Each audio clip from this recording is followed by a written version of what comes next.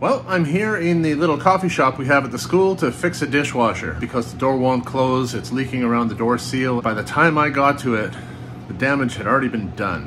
The problem was the latching mechanism on the door itself that's actually built inside the door.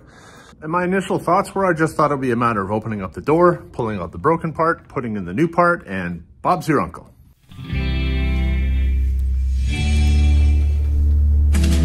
Facilities, maintenance, stuff gets broken and we fix it. Facilities, maintenance, stuff gets broken and we fix it. Broken things don't stand a chance. Well, if you didn't know, what you're looking at here is the inside of a dishwasher. It's a Blomberg, originally made in Germany, but 2002 everything moved over to Turkey, and the door will not latch. Now I found this part, the actual latch mechanism itself, I had to search online and buy it through eBay out of the UK, but I think it's what I need.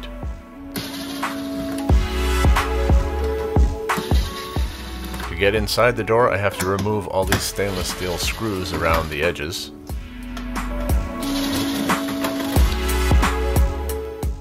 But as I was taking things apart, I noticed that this whole thing's just going to fall open if I'm not careful, and so I put the bottom screws back in just to kind of keep things together, and that allowed me enough space to access my broken part.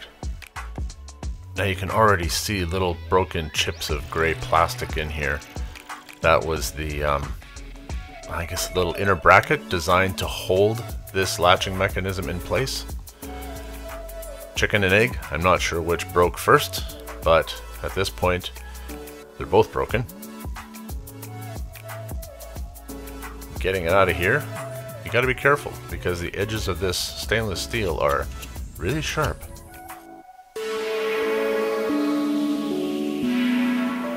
Now, if this were an appliance review video, I would say that while Blomberg dishwashers are originally of German origin and are now made in Turkey and are supposed to be known for their exceptional build quality, I would have to say that considering the amount of broken plastic on the inside of this door, while they may have some great features, I have my reservations about the build quality itself.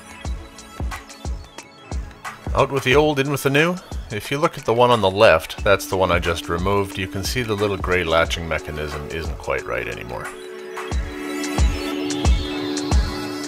But the parts match perfectly, so I should be able to swap them out and get things working again, even though the door's kind of fallen apart. Well, I've got the door back together. Unfortunately, the screws that go in the top corners to help hold the plastic faceplate in place, well, there's no plastic bosses in behind there anymore to screw them into, so it's kind of fragile. Well, it wasn't just a straightforward replace the part and get it to work again. Because this door is broken on the inside, that latching piece actually doesn't fit as securely as it should be, and as a result, if it's not in exactly the right spot, it's not going to work. I've got it working. Let me show you. All it takes is that, and now it's closed. And then a little tug to get it open. So as long as people are gentle with it, it will work. If they start slamming it, we could end up right back where we started. Well, from roofing to electrical and lighting to appliance repair, this job is never dull.